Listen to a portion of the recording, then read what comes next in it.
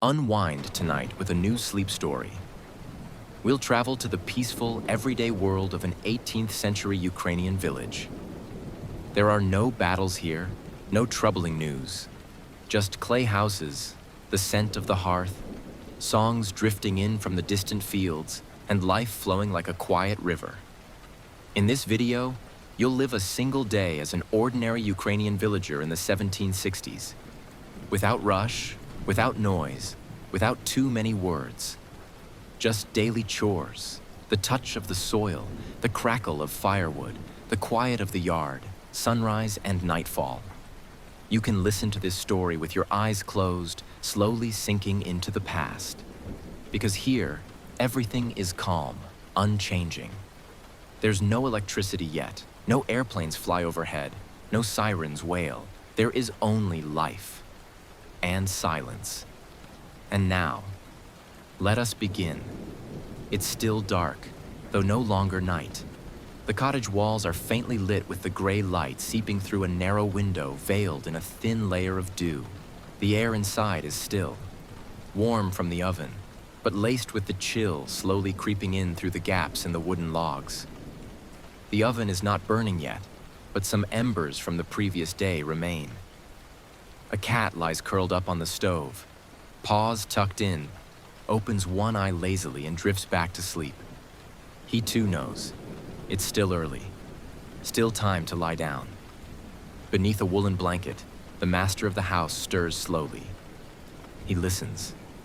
Outside, nothing. Just the faint squeak of a mouse beneath the ceiling, and the soft breathing of the youngest child, asleep on the stove. The cottage doesn't wake all at once. First, only breath. Then, the creak of the wooden floor under the master's feet. Then, the groan of the bench as the mistress sits up, wrapped in an old wool shawl. She silently approaches the oven, pulls a bundle of kindling from under the bench, and gently places it between the logs. There are no matches, but she knows how to breathe fire into the oven from the night's embers. And now, first smoke, then a light crackle, then more, and the fire begins to speak. The smell of smoke spreads into every corner of the house. Not sharp, not irritating. Warm, familiar, just as it always is, as it is every day. Meanwhile, the master slowly approaches the window. The glass set into the frame is a bit murky. Drops cling to it. There was fog in the night. He opens the shutter. It creaks, slightly stiff but familiar. And fresh air enters the house. It smells of damp grass, of earth still dark with dew, of straw lying near the barn, and something far away, maybe smoke from a neighbor's yard, or maybe just the scent of morning. No one speaks. In this home, words come later. First motions, habits, repetition. The mistress pours water into a clay mug. The water is cold, drawn from the barrel, brought in last night from the well. She washes her face, not looking into a mirror. There is no mirror here. Only the image of the Virgin Mary above the door. They bow to her when leaving the house. In the corner, the eldest son is still asleep. He lies on the side bench, hugging an old sheepskin pillow. His breathing is steady, slow, and each exhale feels like confirmation that nothing has begun yet. That the day still demands nothing. But the day is already coming. It moves through the air, through the crackle of firewood, through the water vessel, through the movement of a hand reaching for a linen towel, and also in the silence. For a village morning never begins with noise. First, silence, then motion, then work, then life. The house isn't just a shelter. It's alive. It breathes wood. It smells of clay, smoke, and musty hay stored in the loft beneath the ceiling. It knows every voice. The voice of rain drumming on the roof. The voice of wind tapping on the windows. And the most important voice, the crackling of the oven, which never stays silent for long. The walls are clay, whitewashed. Once, someone painted them with patterns, Red dyes, little birds, flowers. Some remain. Some have faded. In the corner, there are dark stains from smoke. No one scrubs them away, because they are part of the home too. A sign that life is lived here. The floor is earthen, packed down by years of footsteps, damp in its deepest corners. In the morning, it is lightly washed, wiped with a wet cloth. The scent is slightly musty, slightly familiar, like childhood, like summer, like the village, like everything that hasn't changed for years. The ceiling is low. Reach up and you can touch it. Between the beams, straw, sometimes bits fall through. A mouse lives beneath the thatch, and an owl who visits in the autumn when the nights grow deeper. The oven is the center. It's large, whitewashed, warm even when not burning. Children sleep on it. The cat sits atop it. Bread dries on its surface. A pot of yesterday's borscht rests there, still holding the scent of last night's greens. The mistress keeps the oven in order. It's wiped down, whitewashed, and the area around it cleaned most often, because everything begins with it. Breakfast, supper, warmth, light, time itself. The ceiling above the oven is sooty. When the fire burns strong, smoke fills the house before it finds its way to the chimney. It escapes into the sky in a thin line, gray, transparent, but visible from afar. A peasant always knows by that smoke that someone lives at home. Outside, the sun has yet to rise. But from the chimney, the first smoke is already climbing. Neighbors see it, the sky sees it, and the bird perched silently on the thatched roof sees it too, quietly waiting for warmth. And the roof, it's heavy, woven from hand-harvested rye straw, repaired every spring with new bundles tucked in by climbing the ladder. It keeps out the rain. It holds warmth in winter. It rustles softly in the wind, and it's the first thing seen by anyone coming from afar. The roof is more than a roof. It's like wings, covering everything. The crying child in the night, the grandfather's icon, the splinter fallen from the table. And when the oven quiets, the roof holds the heat. And when the wind blows, it holds the calm. And when the day begins, it stays silent, never interrupting, just like everything else in this home. Because here, nothing shouts, nothing demands. It simply lives. And the quiet house breathes together with the new day. Every morning in the village begins with water, not with bread, not with words, but with water. Because without it, neither the master, nor the livestock, nor the oven, nor the field can begin. The well stands behind the house, slightly off to the side, beyond the old wattle fence entwined with hops. It's round, lined with wooden logs, topped with a plank roof long since weathered gray by sun, rain, snow, and time. Around it, the earth is worn. People walk here barefoot every day, carefully, without haste. Everything here is familiar down to the smallest detail. How the winch creaks, how the bucket bounces, how the water sounds when it touches metal. The master steps out of the house before sunrise. In his hands, 2 wooden buckets. Old, darkened in places, but still strong. They have their own weight and their own scent: wood, moisture, iron. He walks slowly. His feet feel the morning earth, cool, slightly damp, soft. Dew covers the grass. It tickles the skin, but he doesn't notice. Because this chill is familiar. It's daily. It's home. He approaches the well, leans on the cover, lifts the winch. It responds with a long, well-practiced creak. A sound every ear in the village knows. And every heart, because it signals the beginning of the day. The bucket lowers slowly, held by a chain. First, dull silence, then quiet. Then the sound of water touching metal. And one more moment, until it floats up, filled to the brim. The water is cold, heavy, fresh. It has no color, but it holds depth and calm. He pulls it up, carefully, evenly, without spilling. With both hands, he pours it into the first bucket, then the second, and again, and again. No one speaks. Only the sounds are heard, water splashing on wood, the creaking of the winch, the rustling of the hops by the fence. Above, sky, already paling. Traces of night remain, but between them, streaks of day. The first birds take flight from the willow, not cawing, just the soft flutter of wings. The village is not fully awake, but it is watching. At the gate of the neighboring house, a woman appears, a bucket in her hands. She nods silently. He nods back. In the village, morning words aren't needed. Everyone knows everything. Who does what? Who comes when? Who draws water next? On the way back, he carries the water carefully, without spilling. The buckets sway rhythmically. The water inside ripples but doesn't escape.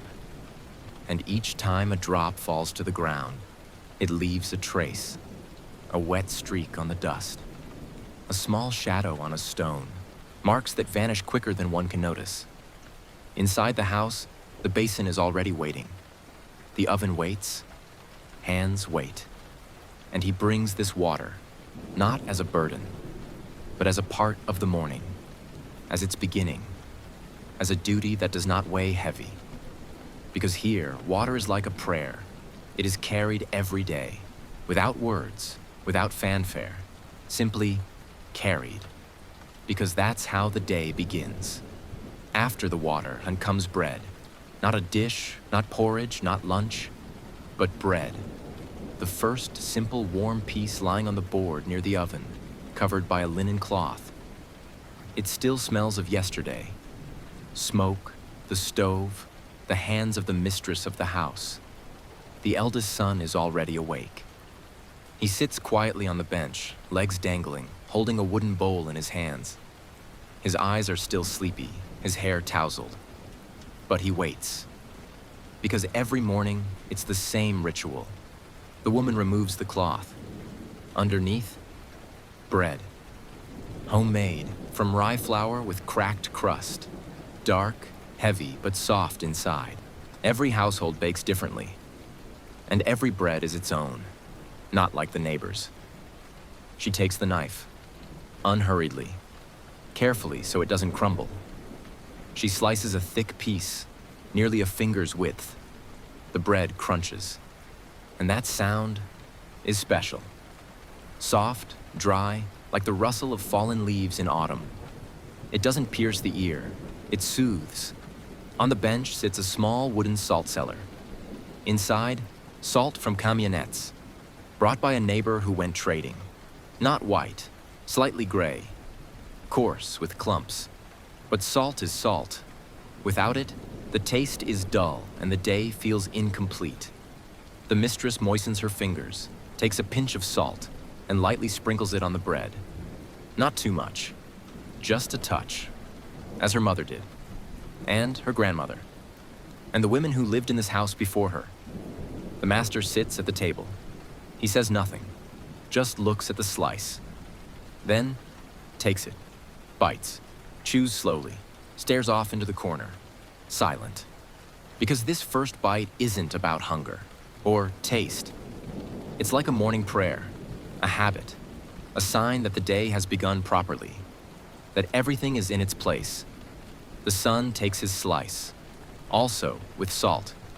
He doesn't rush. First, he smells it, then licks, then carefully bites. And at that moment, for just a second, the house grows even quieter than before. On the stove, a pot simmers. Something simple is warming. Millet porridge or yesterday's borscht. But no one eats the hot meal yet. Because the day doesn't begin with hot. It begins with warm, with bread. And this bread is more than food. It is a boundary between sleep and work, between night and day, between silence and motion. Outside, footsteps can already be heard. A neighbor is leading a cow to the watering place. A dog barks. Somewhere beyond the gardens, a rooster crows. The village is waking. But inside the house, for one more moment, stillness. Because the bread isn't finished. And it is still morning. After breakfast, everyone knows what to do. No words are needed. Everyone has their part of the morning, their rhythm, their corner, their hands, already used to the tools, to the motions, to the places where everything belongs. The woman begins cleaning the earthen floor. She doesn't look down. She doesn't need to. She knows exactly where yesterday's shoe left a trail of sand, where a drop of kvass spilled, where the cat left a paw print. She takes an old rag, once part of a shirt, dips it in a bucket of cold water. Not too much, just enough. The earth doesn't like excess. It must be clean, not soaked. She kneels.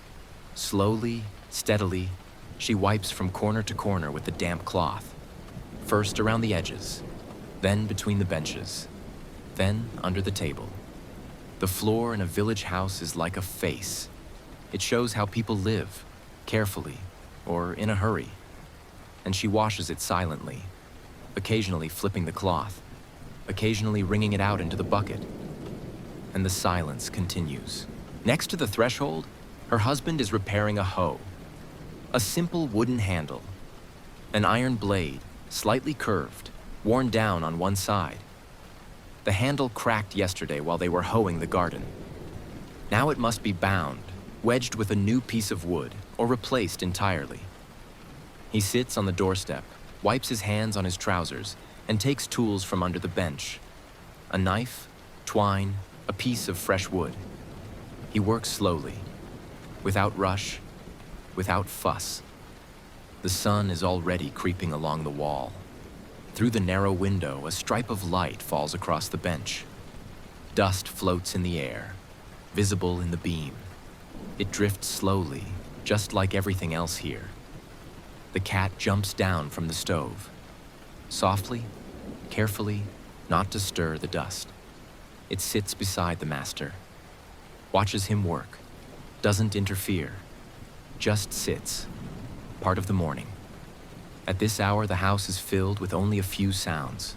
The creak of wood, the tightening of twine, the splash of the rag in the bucket. And that's all. Outside, other sounds begin to emerge. A bucket clanging against a well, a voice calling to a cow. Farther off, a child laughing at the sight of a goose. But here, inside this house, it's still morning. The quiet work continues. The kind of tasks no one sees from the outside. Tasks that aren't hurried, that aren't done to impress, but done because they must be done. Because that's simply how it is. Only when the floor is clean and the hoe is ready will someone step out past the threshold. Until then, it's home, silence, and work carried out in that silence. She stands in the stable, already awake, already expectant, but calm. The cow. She's not just livestock. In the village, she's part of the family. She has a name. People talk to her. She hears everything. From the first steps of the master in the morning to the rustle of the bucket at the door. The stable is still dark. The air inside is thick, heavy, filled with the smell of hay, animal warmth, and the previous day. In the corner, some old straw. On the beams, cobwebs. Somewhere above, a quiet chirp of a sparrow nesting in the thatch. The mistress enters carrying a wooden bucket. In her hands, a small stool. Her movements are slow, precise. She doesn't rush because the cow doesn't like haste. She waits to be spoken to gently, to be stroked along the neck, to feel the touch of a familiar hand. She approaches from the side and places her hand on the warm flank of the animal. The cow remains silent, only turning her head slightly, as if to ask, "What took you so long?" The milking begins, slowly, steadily, with the same repeating sound. The splash of milk into the bucket, again and again. Monotonous, calm, without pauses, without words. Beside her is a basket of hay. The cow occasionally leans into it, chews, breathes heavily. Her breathing is audible too, rhythmic, deep. It blends with the sound of milk. Together, they become the morning's music. A beam of light slips through a crack in the wall. It rests on the cow's back, on the woman's hand, on the rim of the bucket. It glows silently, not blinding, simply reminding. The day has begun. There's no need to rush anymore. Sometimes a little fly floats in the air. It circles overhead, gently landing on the cow's ear. The cow doesn't react. She's used to it. She knows it's just part of the morning. The woman continues to milk. Her gaze is calm, slightly thoughtful. She doesn't look at her hands. They know what to do on their own. For many years, every morning, the same way. The milk slowly rises in the bucket. White, warm, with a faint foam. It smells slightly sweet. A scent that stays with you for life. Anyone who's ever smelled it at dawn will never forget it. When finished, the woman gently strokes the cow's back, wipes her hands on her apron, lifts the bucket carefully so it doesn't spill, and walks back to the house. The cow remains, to nibble on some more hay, to nap standing up, to listen a bit longer to the world. Neither the woman nor the cow have spoken a word. Yet in this silence, there is full understanding, complete trust. Because every morning in the village isn't something new. It's a continuation. And the cow knows tomorrow will be just the same. In the entryway near the door sit the millstones. They're not fancy or decorated, just heavy stone with a wooden handle. They haven't been moved in over 10 years, only cleaned when flour spills over. They've always been there, like the bench by the house, like the icon in the corner, like life itself. The eldest son knows how to use them. He doesn't need instructions. He's seen it since he was a baby. How his mother grinds, how his grandmother adjusts the grain in the chute, how his father checks if the stone isn't sticking. Today, it's his turn, and he walks over without looking back. In the tub, a bit of millet. It was cleaned yesterday, sorted, sifted. Small, yellow, it rustles in the palm when poured from hand to hand. Now, little by little, it falls into the mill's opening. The handle creaks, a dry, dragging sound. Not irritating, rhythmic, uneven, but familiar. And when the hand turns the wheel, something about the motion is soothing. Because everything makes sense. Everything is under control. The flour trickles out slowly. It's not white, grayish, with bits and dust. But its scent is warm. It hasn't become bread yet, but it already holds the field within it. The sun, the sweat, the harvest, the song. Everything. That came before this morning. The young man works in silence. His breathing is steady. His gaze, slightly downward, slightly to the side. His hands are busy, his back is straight. He's already used to this motion. He doesn't think about it. He simply grinds. Nearby, on the bench, sits his younger sister. She's still small, still doesn't understand how the millstones work, but she's curious. She watches her brother, listens to the sound, and something inside her remembers.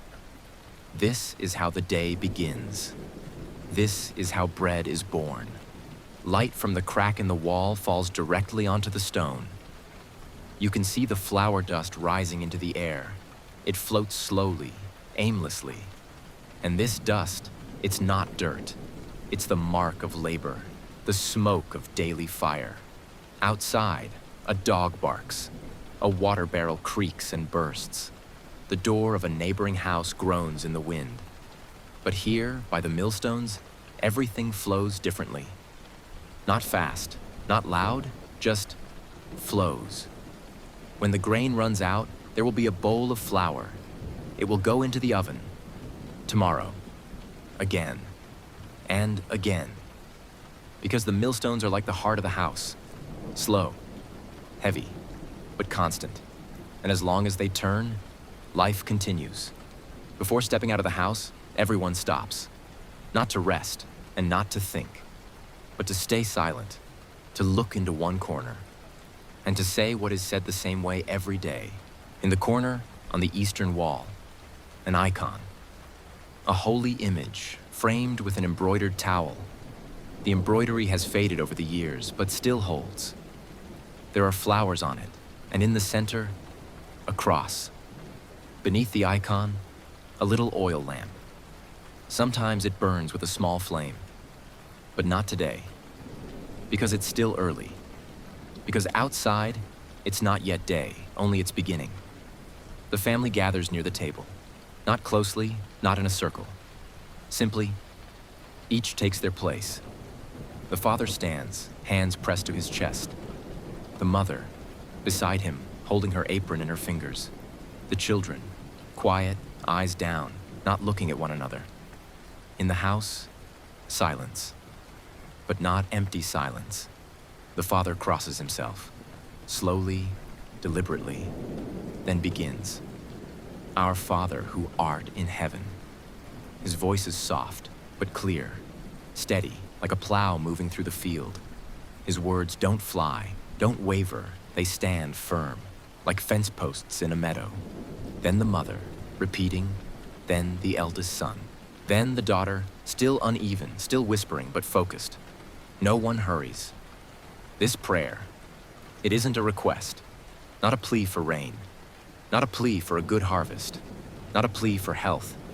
It is gratitude for the night, for the bread, for the day that's beginning, and for the time that still remains, for the strength that still holds, for the need to still say this prayer. When finished, the father stands a moment longer, looks at the icon, says nothing.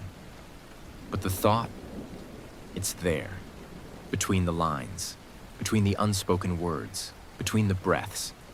Then, he crosses himself again and steps outside. And only then. The house begins to breathe as usual once again. The floor creaks. The cat purrs on the stove. The mother moves toward the basin. The children put away the bowls. And the day begins. Because without a prayer, it isn't truly morning. Without silence, there can be no peace. And without peace, no work will be done. The day is still young, but already confident in itself. The sun has risen over the horizon, carefully, not blinding.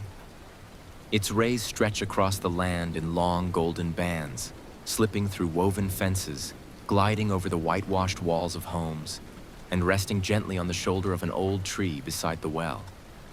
The master of the house steps outside. In his hand, a hoe. Over his shoulder, a linen bag with bread. On his head, a straw hat, worn, slightly broken on one side, but still good. On his feet, nothing. The grass is still wet with dew. It is springy, soft, dense. Its tips are cold, but not biting. They brush against his heels, his toes, his soles. And in each barefoot step, something ancient, like the memory of the body, like a habit that needs no explanation. Bare feet follow a path. It is narrower than a hand, worn by years, by the same feet, over and over. There are no fences here, no borders, just a trail that leads to the field, past the orchard, past the garden, past the thicket where the hedgehog lives. Each step is silent, but speaks volumes. Beneath the feet, pebbles, dry twigs, earth still damp from the night. In one spot, slippery clay. In another, crunchy sand. And in between, grass. Grass that knows every foot that's walked here. A neighbor passes by, also with a hoe, also barefoot. He nods, silently, keeps walking, as if he's part of the morning, as if he's an extension of the path. The sky above the field, clear, milky blue. In it, still silence. The larks haven't arrived yet. The crows haven't cawed. Only the wind rustles in the branches somewhere. and even that gently, lightly, like a breath. From afar, the field is already visible, still in shadow, but soon it will be glowing. On it, green shoots, even rows awaiting care. Out there, the day, out there, labor, out there, sweat and effort. But not yet. A few more steps of silence. The man stops by a willow, bends down, scoops water from a leaf with his palm, wipes his face. The water is cold, pure, and in this simple act, relief, awakening, agreement with the morning. He walks on. His feet no longer feel the dew. It is lifted. Only a wet stripe remains on the skin, soon to dry under the sun. And here it is, the edge of the garden, the edge of the boundary, the first clump of earth, the first strike of the hoe, and the day has begun. Out in the field, it is a different space. Here, there are no narrow walls, no stove, no household coziness. Here, only the sky, the earth, and between them, a person, small but determined, one who does not fear fatigue, one who knows every centimeter of this land, every curve in the furrows, every shadow cast by a tree at the edge of the grove. In his hands, a scythe, not new, but sharp. It had been peened the night before, in the barn, on a stone, under candlelight. He holds it firmly, but without tension. The hand is long used to it. The motion lives in the body. Mowing is like breathing. You don't think, you just do it. The first swing. The grass falls evenly, lays down in a stripe. Second swing. Third, the silence is broken only by the swish, rhythmic, dry. And with each stroke, a trace is left, as wide as a palm. In every trace, a few stalks, the scent of juice, the glisten of moisture along the cut. The sun is already climbing. Its light is warm but direct. It scorches the shoulders, the forehead, the arms. But it doesn't stop the work, because harvest time isn't about comfort. It's about timing, about a moment that cannot be missed.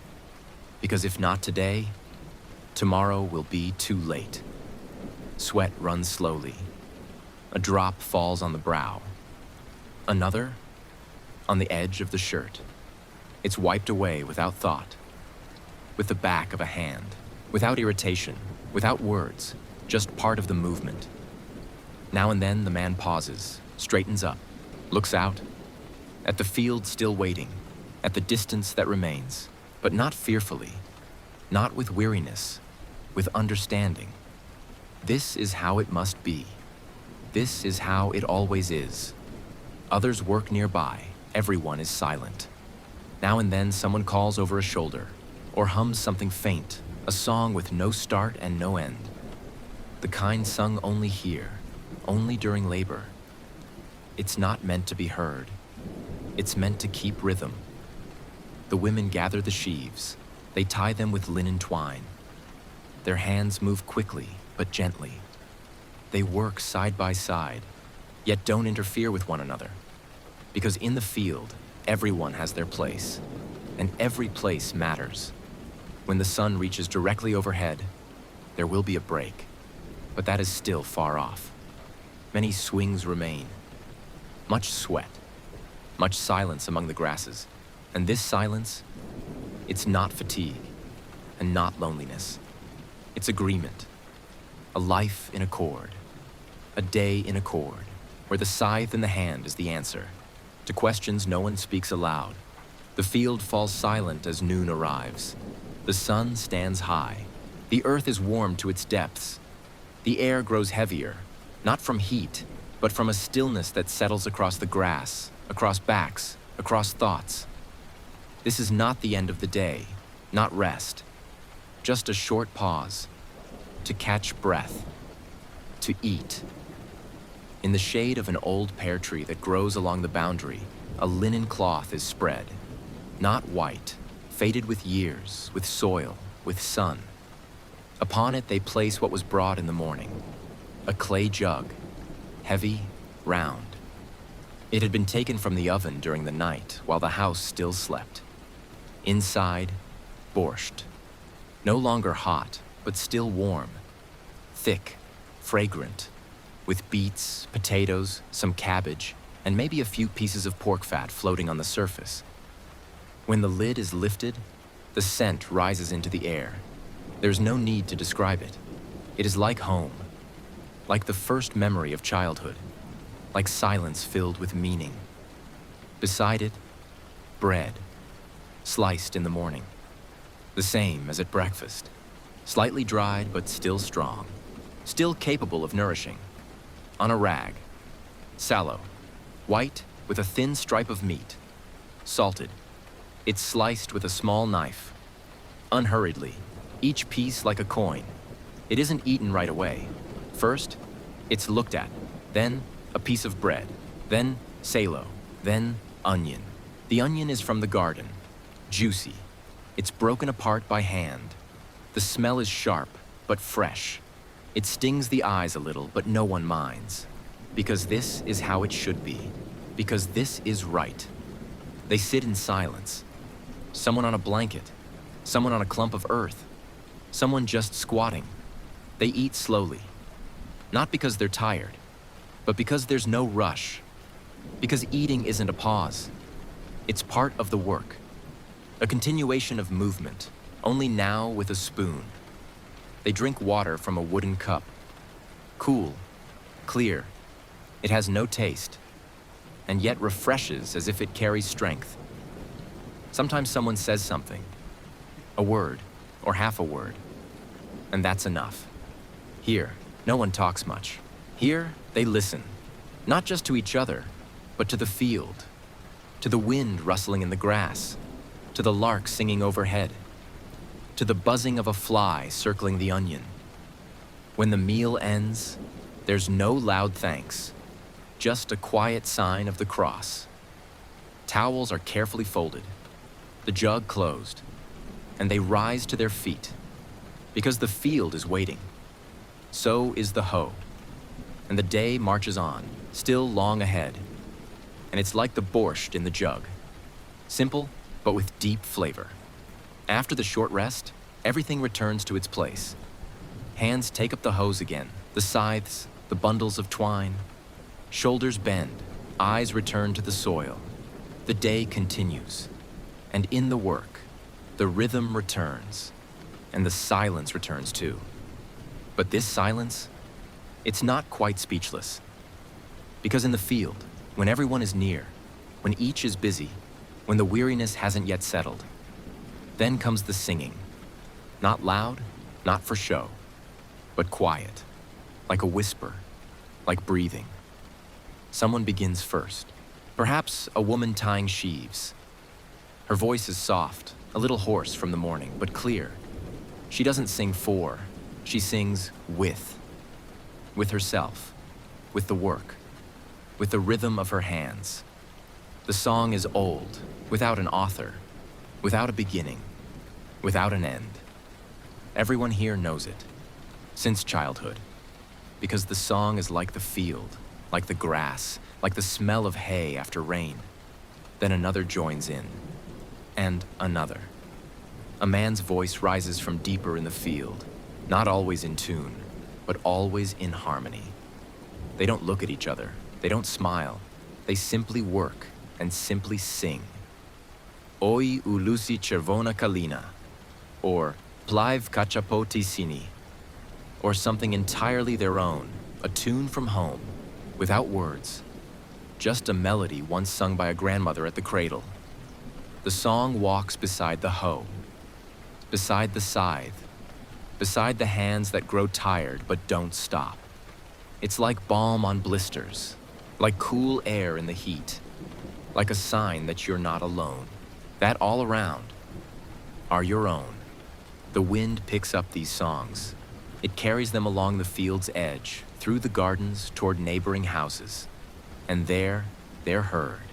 And there, they're picked up too. Sometimes the song breaks off. Someone stops to straighten up, to catch their breath, to wipe their brow. Then, silence. But not for long. Someone else starts a new tune, or the same one, from a different place. And so it goes, all day long. These songs don't stay in memory for long. No one records them. They're not meant for the stage.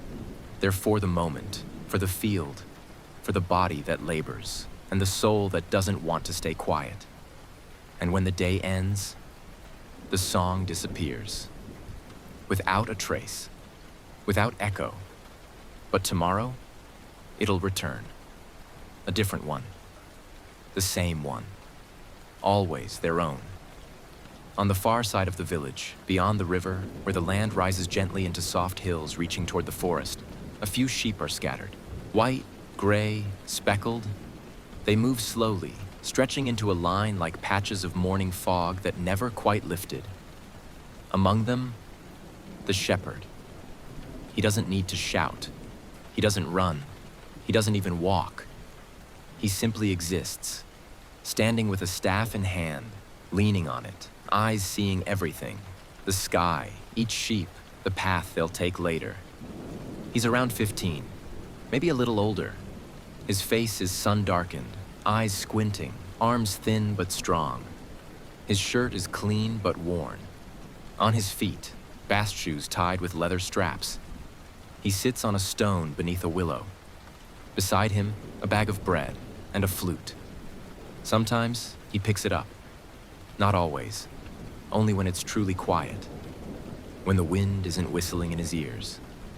When the sheep lie in the shade, chewing lazily. Then, he plays. The melody is simple, short, like a bird's call, like a forgotten lullaby. It isn't meant for anyone. It's for the sky, for the field, for the silence, for the solitude. The sheep are used to the sound. They don't lift their heads. They just keep chewing. And in that chewing, endless calm, like the rocking of a boat on a lake, like the breath of a sleeping earth. Sometimes the shepherd rises, circles the flock, tosses a pebble toward one that strayed too far.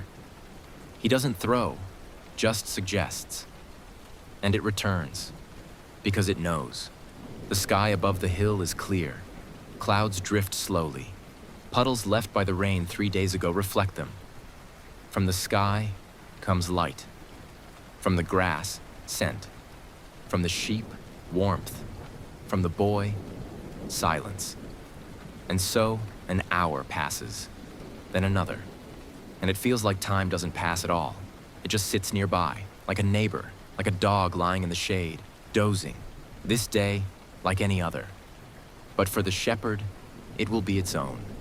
Because in every such day, there is its own melody, its own silence, its own flute.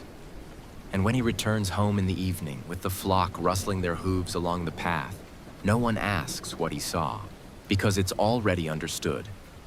He saw the sky, held the silence, played a song that never existed. Farther from the fields, nearly at the edge of the village, stands the house where the potter lives. It's just like the others, made of clay, with a thatched roof, an apple tree beside it, and behind it a small shed, like a bird's nest, where the pottery is set to dry. But from dawn, a different rhythm sounds from this house. Not the scythe, not the millstone, not the well, but the wheel. The potter's wheel, spinning almost soundlessly. He sits on a bench near the house. His face is calm, his hands calloused, his fingers slow but precise. Their memory doesn't live in the mind. It's in the skin, in the wrists, in the creases of the palms. He doesn't think about what he's doing. He simply creates, before him. A lump of clay, gray, wet, dense. It's like an embryo, a beginning. Something that means nothing yet, but is ready to become something important. He places it on the wheel, and it begins to spin. Smoothly, quietly, without a creak. Only the rustle of fabric brushing against wood. The potter leans in, and with the first touch of his fingers, the clay comes to life. It stretches upward, obedient, still soft. It pulses between his palms. He shapes it, not the wheel, but the clay itself. Adds water. His fingers glide. Less pressure now, then more, again and again. A form begins to show, a little like a mug, perhaps a jug, but not yet certain, still changing. Next to him on the bench are jugs already dried, evenly shaped, narrow-necked, each with tiny fingerprints on its base. They stand like soldiers, and each one is alive. Not because it has a heart, but because it carries the story of hands. Under the awning, others, not yet dry, slowly warming in the sun. Moisture leaves them like breath. They steam gently. And that steam, it's part of the silence, too. A child from the neighboring yard stands at the fence, watching. Curious. They've never seen how something comes from nothing. How a lump becomes a form. How from mud emerges a vessel that will live in a home, in an oven, on a table. The potter smiles, says nothing, but slows the wheel slightly, so the child has time to watch, to catch the moment when the jug's neck stretches upward, when the rim becomes even, when order rises from chaos. The wind stirs dry leaves beneath the awning. Somewhere under the willow, an apple drops. It lands softly, doesn't thud, just rests there. And the potter keeps working. When the form is ready, he stops the wheel, carefully removes the vessel, lays it on a board dusted with sawdust, and doesn't look back, because he knows it exists, it will remain. He doesn't create for exhibitions, not for noblemen, not for selling. He creates for life, for there to be something to drink from, to eat from, to pour milk, kvass, or simply water into, to place beneath the icons. And when he finishes his work, he wipes his hands on burlap, straightens up, looks around, not to check, but for peace. Because the day goes on. There is still clay, and still many empty spaces that need to be filled with form. Deep in the village, in a house with a small, narrow window, a young girl sits on a bench and spins. She has just turned 16. She's no longer a child, but not yet a woman. Her hands are thin but skillful. They move with the same calm confidence as her mother's hands, and her grandmother's, and all the women before her. In front of her is a spindle. It spins lightly, like a leaf caught by the wind.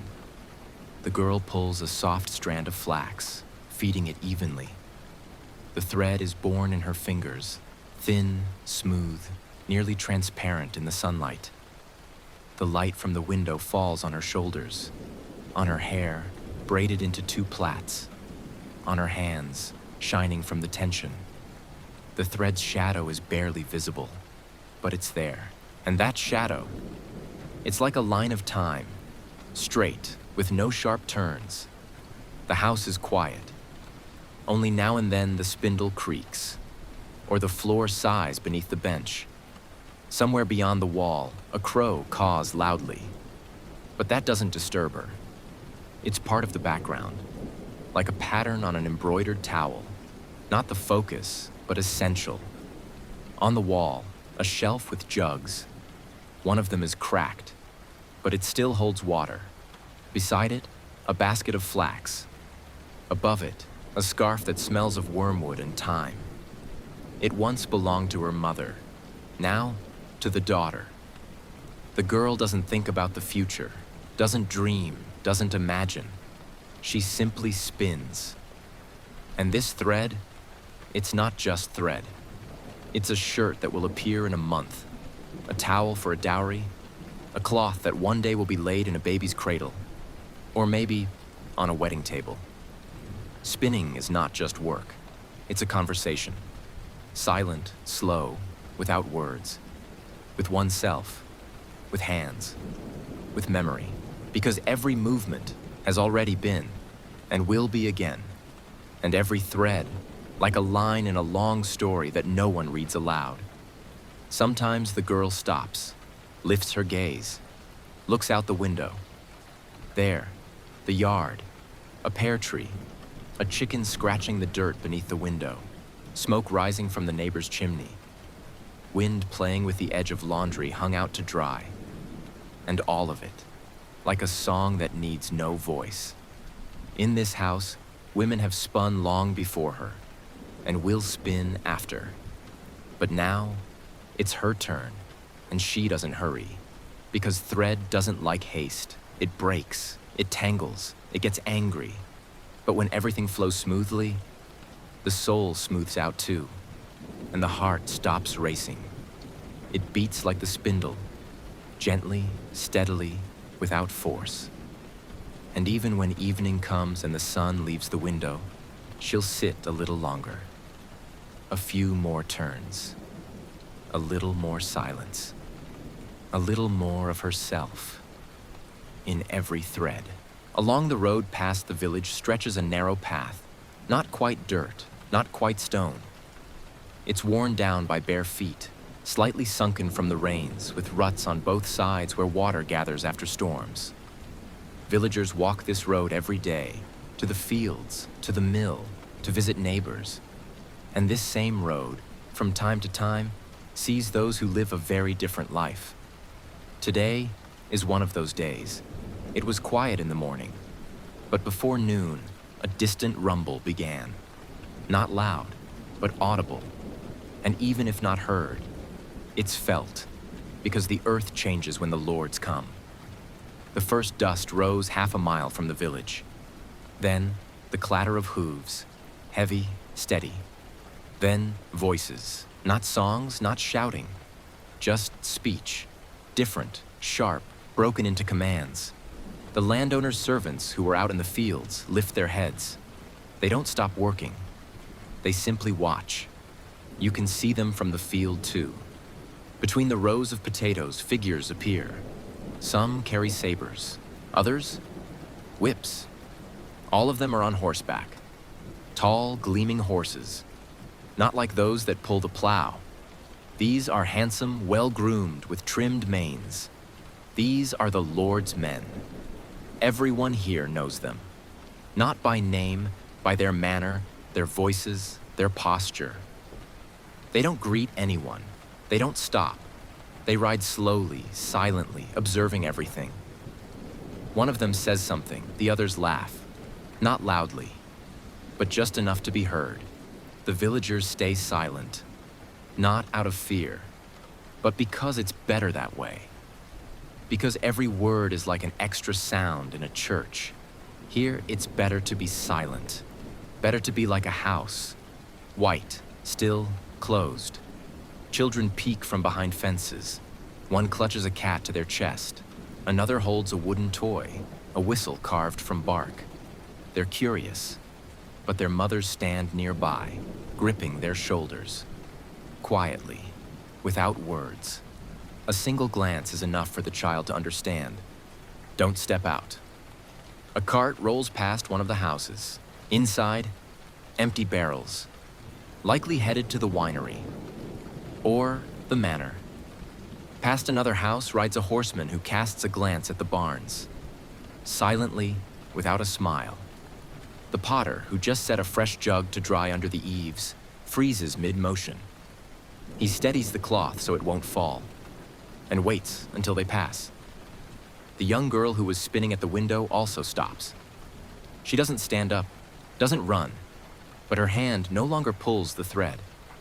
Her eyes lowered. The silence, deep. No one touches them.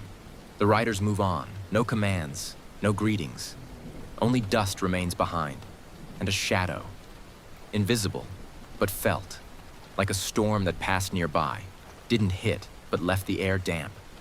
And when it's all over, people return to their work. To the hose, to the thread, to the potter's wheel, to the goats bleeding by the fence. But something still lingers in the air, as if the sky has lowered a bit, as if the day changed direction. Such visits are rare, but everyone knows the Lord's men never come for nothing. Even when they say nothing, they carry something. On the edge of the village, Just off the main path, where the grass grows taller than a knee, stands a small enclosure fenced with wooden slats. Behind it, several beehives. They're arranged evenly, with just enough space between them. Not too close, so the bees don't mix up their roots. And not too far, so one gaze can see them all at once. The bees have been buzzing since early morning, but it's not anxious buzzing. Their hum is like the living fabric of the air, like a song that never begins and never ends. It simply is, it flows, and it sways the day. Amid this quiet hum stands the old beekeeper. He's well past 60. His back is slightly bent, his hands cracked, dark from sun and smoke. His eyes deep, wrinkled around the edges, but clear. They see, not just the bees, they see everything in between. He wears a simple shirt, belted with a narrow sash. On his head, a straw hat with a thin mesh veil, which he lowers only when the bees become too curious. In his hands is an old, soot-blackened smoker, one he made in his youth. It smells of dried wormwood and aged wood. The smoke that rises from it is thick, gray, and warm. The bees recognize it. They're not afraid. They simply back off a little, giving the beekeeper space. He opens the lid of one of the hives. Slowly, gently, without jerks. His movements are like a prayer, like a handshake with someone you've known your whole life. Inside, the honeycombs, full, golden yellow. They glisten in the sunlight. And between them, bees, hundreds, thousands, all in motion, all busy. He doesn't speak. He just watches. Occasionally, he nods, as if agreeing with someone, as if making a mental note. He knows the honey is nearly ready. Just a little longer and he'll be able to take out the frames. But not today. Today is for checking, for moisture, for ants, for changes in scent inside the hive.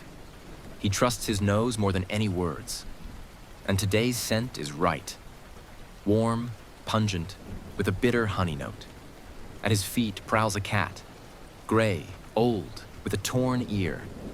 She's always here, lying in the shade, squinting, licking her paw. The buzzing doesn't bother her. She knows these insects aren't for her. On the nearest tree, a bird sings, but the beekeeper pays no mind. The sound of the bees is louder, though softer.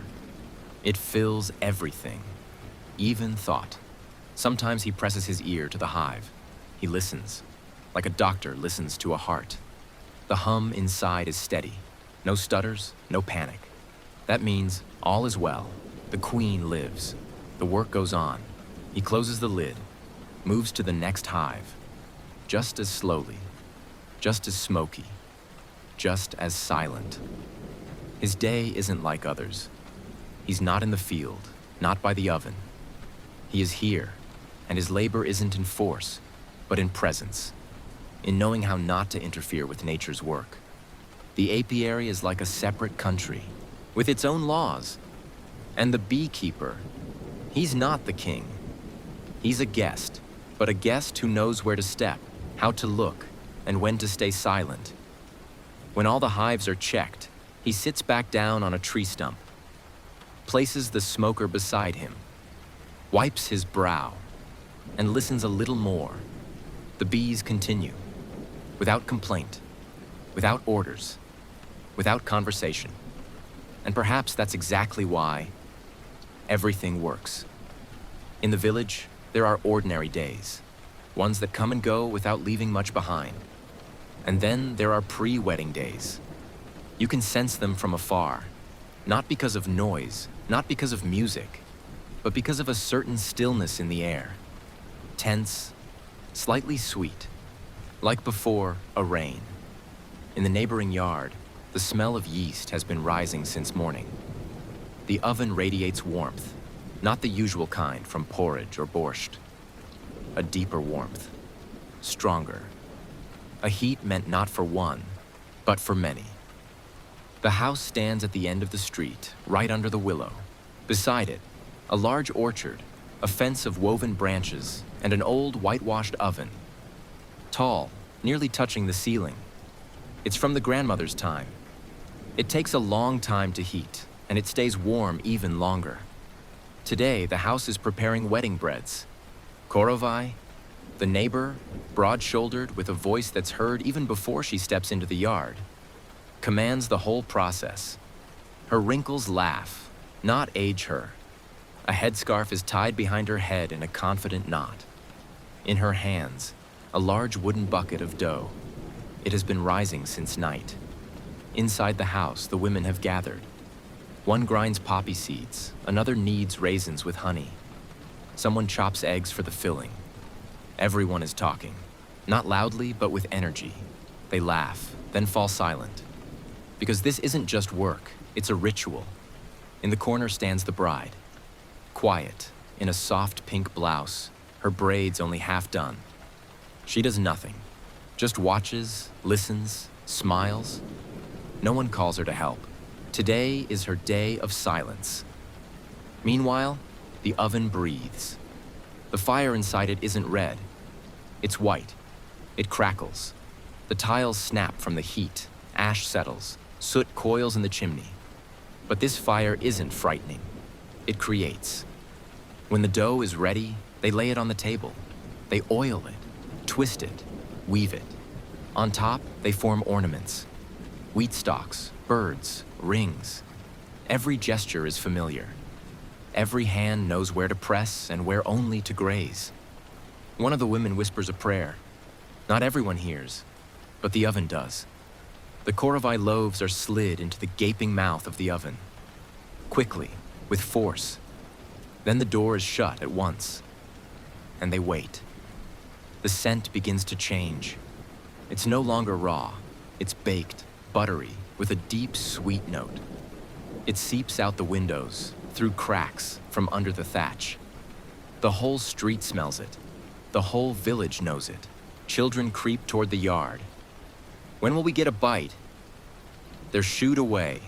Go on, it's still raw. But the kids aren't upset. They know they'll get a piece later, and there will be leftover filling to lick off the spoon. The bride sits down on the bench by the window. She looks at her hands.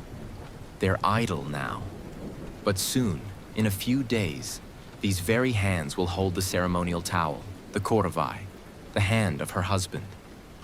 But for now, the oven, the loaves, the whispering, the laughter, and the faint smoke rising through the air. The wedding isn't today, but the village is already breathing it in. The day leans toward evening. The sun hasn't set, but it's no longer climbing. It no longer presses on shoulders. Instead, it wraps the field in soft, warm light, like a grandmother's headscarf wrapped around her face. Everything around grows gentler. The shadows stretch. The light turns golden. The air grows heavy. The villagers finish their work. The hoes are set aside. The bundles are tied. The harvest is stacked neatly in sheaves. The earth smells of trampled sweat and broken stalks. All around is silent, except for the crickets, beginning their first evening rehearsal. The farmer wipes his brow with his sleeve. His shirt is covered in dust, dark sweat stains marking his shoulders. But his eyes are calm, not joyful, not tired, just steady. He knows the day is done, just as much as needed. Together with the others, he gathers his tools, slings a bag over his shoulder, and checks to make sure he hasn't left anything behind. Then he steps slowly down the path home. It's the same path as in the morning, but now it feels warmer. Soft dust covers it, and barefoot footprints remain, not deep, but visible. Each one, like the imprint of an hour lived. Beside him walk other villagers. They're silent. One carries a hoe over his shoulder, another tightens his belt, another holds a half-eaten piece of bread. There's no conversation between them, just presence. They walk together, and that's enough. Children meet their parents at the gate. They don't run. They just stand and wait. A little boy silently takes his father's hand. The big hand, sooty and sinewy, rests gently on the small shoulder. That single touch is enough to make the day feel whole. Outside, the air smells of dust. The dust is warm. It doesn't sting the throat. It tickles. It settles on eyelashes, dances in the sunbeams filtering through the trees. And in it is everything. Beets, wheat, corn, grass, everything their hands touched today. They pass the gardens on their way back. Somewhere a woman is still watering her rows. Somewhere an old man smokes a pipe on a bench. From the houses drift familiar smells. Fried, hot, comforting. The whole village is returning home, like after a long campaign. The man stops by the well. He draws water and drinks straight from the bucket, long and deep. The water is cold, but not icy. Alive. Tastes like nothing else can after a whole day in the sun. He splashes some on his hands, wipes his face, then continues on in silence. The sun, meanwhile, is brushing the edge of the forest. Its color deepens. The sky shifts from pale blue to pink, then orange, then plum, and finally gray. When he enters the yard, everything looks slightly different. The house feels warm. It breathes. A thin ribbon of smoke rises from the chimney. A hen perches on a roost, one eye closed. The cat is stretched beneath the bench, and the children, already near the oven. Everything is in its place. Everything is theirs. And the evening, like a blanket, settles over it all, asking nothing. Inside the house, it's warm. Not hot, not stuffy, just as it should be in the evening. The stove still breathes, not with flame, but with heat, just enough to warm the whole room. So the walls don't sweat, but the feet stay warm. On the bench sits the father. He loosens his belt, wipes his hands. His shirt is gray with dust, but not dirty, just tired, like he is. He doesn't complain, doesn't sigh, just sits in silence. At his age, silence is a habit, a necessity. The mother is by the stove. She already knows what's needed. She doesn't ask. Dinner has been ready since midday. She doesn't rush, but she doesn't dawdle either. Everything moves at the right pace, like the swing of a scythe through rye. In the pot, millet porridge with poppy seeds. Soft, fluffy. It doesn't steam, but it holds warmth.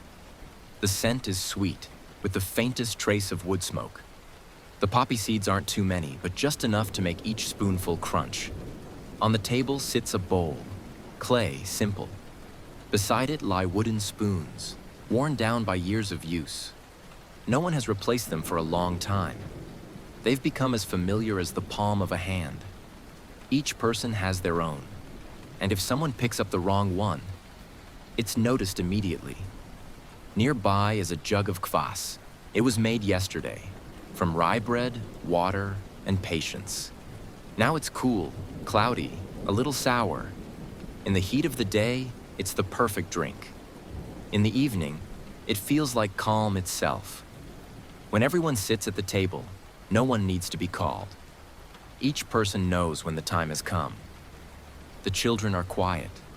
Even the youngest one sits still today. Not out of strictness, but because this is a moment. A special, everyday moment. The father crosses himself.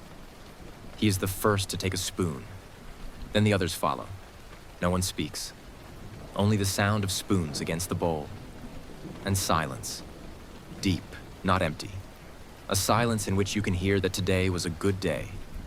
Not an easy one, but good. The mother pours more kvass. The jug hums softly inside. The sound is almost like a song. The eldest daughter reaches for some bread. The youngest son slurps without shame. No one scolds him. This is their home, their sound. At the window, evening. Through the glass, the sky grows darker. A sliver of light still lingers on the horizon, but it's fading. When it disappears, the mother will light a candle. But not yet. For now, the light from the oven is enough. The porridge runs out. Spoons rest in empty bowls. Someone licks their lips. Someone leans back on the bench. The father takes a deep, subtle breath.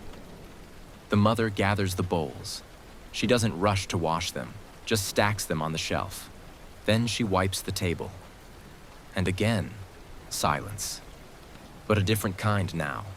Not one of labor, not one of wordlessness. A dinner silence. Complete, whole. Today, another day. Tomorrow, a new one. But right now, porridge, kvass, and silence at the table. A silence no one disturbs, because within it is peace. After dinner, the house sinks into an even deeper stillness. The oven no longer rumbles. The dishes don't clatter. The eyes no longer dart around the room. Even the children, just moments ago so full of life, now lie quietly. Some on the oven bed, some on the benches. Not asleep yet, but already listening to the hush. And into that hush, gently, almost imperceptibly, a sound begins to rise. At first, barely audible, like a breath, then a little louder. And now it's clear. It's a voice.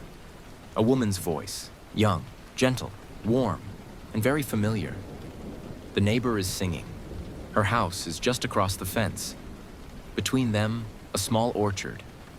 But in the evening, when the wind is still and the village holds its breath, her voice travels freely. It slips through the window pane, glides across the yard, brushes the thatched roof, and enters other homes like a guest. The song is old, one passed down from mother to daughter. No sheet music, no notes, just sung aloud, timely, faithfully. Oh, in the cherry orchard. These words, they're not just words. They're like smoke from the chimney, spreading smoothly, without edges. They settle on the bench, on hands, on eyelashes. And everyone in the house pauses, not because they must, but because they simply can't help it. The voice isn't meant for anyone in particular. The neighbor doesn't know who's listening. She's not performing, she's sharing. And then, a second voice joins in. Deeper, older, perhaps the mother, perhaps a sister. They blend together, like two rivers, like two breaths moving in sync. And together, it sounds as if the house is breathing, as if the wood is singing, as if the sky has leaned down to listen. Inside the house, the father lifts his eyes, looks toward the window. He doesn't step outside. He just listens. The mother pauses mid-motion, in her hands, a shirt she was about to mend. But now isn't the time. She lays it across her lap and falls silent. The daughter on the stove bed smiles faintly, her eyes half closed. She's not asleep yet, but almost. And this song, it's her bridge between day and dream. The song doesn't last long, just a few verses. Then, silence. But it's a different kind of silence now, one that carries a trace, like the shadow of a bird's wing across the sky. It's gone, yet you know. Something passed through. And even when the voices fade, the village holds on to them a little longer. The grass is quiet. The fences are quiet. The leaves don't rustle. Everything listens to the echo. Because in the village, a song isn't decoration. It's part of the silence. Though summer still lingers outside and the dust underfoot is still warm, the father is already thinking of winter. That's how it is in the village. When everyone lives for today, one person must live ahead. And that person is usually the father. His quiet responsibility begins where the day ends. The sled stands beside the shed. It's old, but still usable. The oak runners are worn, one of them cracked. Back in spring, the father noticed it. During the last trip to the mill, the sled groaned differently. But winter offered no time for repairs. Then came spring, then the garden, then the hay, and now, evening, stillness, free hands, Time. The father steps out of the house. In his hands, a rope, a wooden wedge, an old axe, all familiar tools. He crouches, inspects the runner, traces the crack with his fingers, nods silently. He understands. It's not serious yet, but soon it will be. Nearby, the daughter peeks from the window. The little son sits on the bench near the fence, drawing lines in the dust with a stick. The dog watches lazily from beneath the house. The cat lies atop the woodshed roof, flicking its ears. Everyone is quiet. Everyone is near, but no one interferes.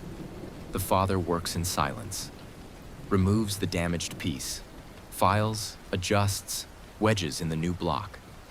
The sound, muted, steady, like the heartbeat of evening. The breeze stirs the sleeves of his shirt. Sometimes it lifts the dust, but the air is no longer hot. There's an evening coolness to it now. Or perhaps the earliest hint of autumn, still far off, but already sending a sign. Next to him, no light is burning. There's no need. It's still bright enough. And for the father, that's sufficient. Because real things don't need illumination. You can see them by touch. And while he works, the sled stands calmly, like a horse that understands. What's being repaired now isn't just its stride, but its future. Because winter will come, and it'll be the sled that carries sacks of grain through the snow, children to church, sheaves to the barn. This isn't a hurried task, nor an urgent one, but it's important. When all is done, the father wipes his hands with a rag. He stands, looks over his work. He doesn't smile, but there's a quiet agreement in his eyes. Like after a harvest well gathered, like after a meal everyone enjoyed, the sled stands straight, the runner as good as new. It'll serve again. And in winter, when the land is covered in snow and everything turns white, this evening will be remembered.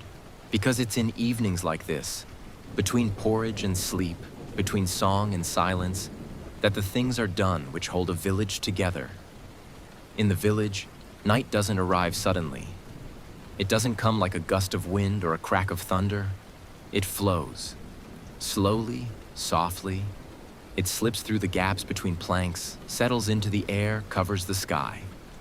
And the house understands. It's time to fold into itself. Time for silence. At this hour, the children are still awake. They lie curled under quilts, but their eyes are open, and even the youngest doesn't ask to sleep, because they know the most important part is about to begin. A story. By the stove, on a low bench, sits the grandmother. She's not old like an oak, but no longer young either. In her voice lives many things: the field, the oven, evenings spent boiling flax, and the very same tales she once heard as a child. Her hands are wrapped in an old woolen shawl, a ball of yarn in her lap. But she isn't spinning now. Now, she's speaking. There once lived a spirit in the forest, she begins. He lived in the hollow of an old willow tree, across the river, where even in the heat it's cool, and in the rain, always dry. The children go silent. One hides his head under the blanket. Another grips a wooden toy as if it offers protection. Even the eldest, the one who claims he doesn't believe in stories anymore, listens too. The grandmother's voice flows steadily, unhurried. She isn't rushing toward the climax. In her story, it's not just the ending that matters. It's the atmosphere, the air, the forest smelling of damp bark, the path where footprints linger, and the spirit himself, not evil, not kind, just wild. One who understands the forest, but not people. And he only came at night, she continues. He walked on grass that didn't crunch. He peered into houses but never stole a thing. He only listened to how people slept. The children's eyes are wide. Their bodies aren't yet asleep, but their souls are already halfway there. And one night, she says, He heard a little boy. The boy asked the spirit to bring him a twig from the highest oak tree so he could make a flute. And do you know what? The grandmother leans in closer. He brought it. Silence. The children say nothing. In the house, nothing can be heard except the faint crackling of firewood in the oven. The dust in the air has settled. It no longer floats. The candlelight softens. Shadows on the walls move slowly. And it feels as if the forest spirit is already here, somewhere nearby. Not frightening, just listening, along with everyone else. When the grandmother finishes the tale, no one claps. No one asks for another. Everything has ended as it should. The pause feels natural, like a breath. And now, sleep, she says quietly. And the children don't protest. Because when a story's told in the house, the world shifts just a little. The night becomes less dark. The ceiling a little higher. The oven warmer. And even dreams gentler. When the house falls quiet, when the children are tucked in, when the man rests his head on the pillow and the street drifts into the night, the woman is still awake. Not because she has to, but because she's used to it. Her work begins where everyone else's ends. Tonight she climbs to the attic. In her hands, bundles of herbs, tied with twine, bound gently, carefully. The leaves are still soft, fresh, but slightly wilted, just right for drying. She ascends the steps slowly, cautiously. Each step creaks, in its own way. The sound is familiar. It doesn't disturb. It reminds her. The house is alive. In the attic. Half darkness. Through the gaps in the planks, stars can be seen. Somewhere far off, an owl. Closer, the rustle of leaves. But here, beneath the thatched roof, it's warm, dry, cozy. She begins hanging the bundles. One, mint. Another, oregano. A third, thyme. There's also wormwood, yarrow, chamomile. Each with its own scent, its own story, its own purpose. Mint, for tea. For the head, the heart, for weariness. Oregano, for calming, for the spirit. Wormwood, bitter but strong. It wards off evil. Yarrow, for the blood, and chamomile, for everything. She strings the herbs across cords stretched beneath the rafters. Her hands move softly, almost silently. Each bundle, like a gift, for winter, for someone who will cough, or feel sorrow, or have a sore throat, a weary soul, or simply face a long night. No one sees this work. It's quiet, invisible. But it's these things that hold a home together. As she works, her thoughts flow calmly. She recalls how she gathered these herbs. In the fields, at the forest's edge, by the river, under the blazing sun, in the wind, sometimes with the children, sometimes alone. She never uproots the whole plant, only the top, always with gratitude. And now, here, beneath the roof, she silently gives thanks once more. To nature, for its generosity. To the house, for its peace. To her hands, for their strength. The final bundle she hangs beneath the rafter. Then she stops. Looks at all she's done. In the air, a scent. Thick, mingled, dry. It settles on her hair, her shoulders, her thoughts. She breathes in deeply. From below, she can already hear how night touches the walls. They are sleeping there. It is quiet there. But up here, it is high, above everything. And she is here, like the guardian of the home. She descends slowly, the same creaky steps again. But now, with a sense of completion. The herbs will hang there for a long time, silently. But one day in winter, someone will sip mint tea. And in that cup, this very evening will return. The night has now fully unfolded over the village. The stars hang still, like nails pinned to a black cloth. From far away, a bird's cry can be heard. Closer, the sound of a river flowing, invisible but present. And the house has fallen asleep. Everything is in its place. People under thick blankets, children with fairy tales in their heads, the woman with tired hands, the stove with its final warmth. But someone is still awake. The dog. He lies under the bench by the doorstep, not fully asleep, not fully alert, half dozing. One ear, then the other. Twitches, his nose raised to the air, eyes nearly closed, but still seeing something.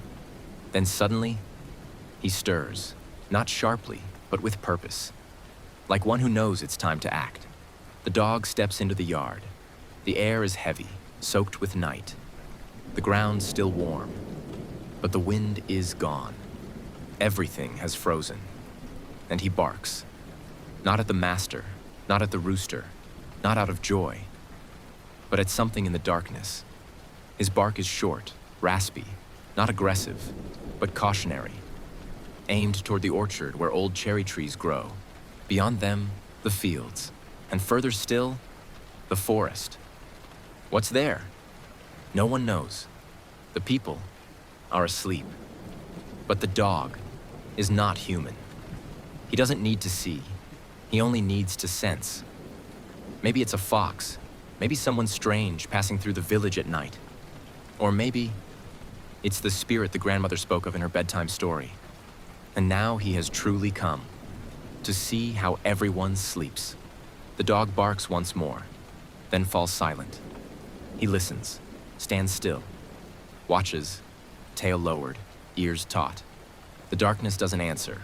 It never does. It only watches back. After a few minutes, the dog returns to the house. He sniffs the doorstep, checks the windows, makes sure everything is as it should be. No one has awakened. And that is as it should be. Because the dog does not bark to be heard. He barks so the night knows. He is here. He curls up again beneath the bench, circles 3 times as always, then lies down, closes his eyes, and falls asleep. Outside, silence returns. But it's changed. It's deeper now, because within it is a trace of sound. A footprint of barking, like a footprint in damp earth, invisible but alive. And so the night continues on its path, and the house breathes evenly once more. Under the blanket, warmth. Beneath the eaves, herbs. Under the bench, the dog. And above it all, peace. Everything is already asleep. The stove, with its final glowing ember. The ceiling, silent.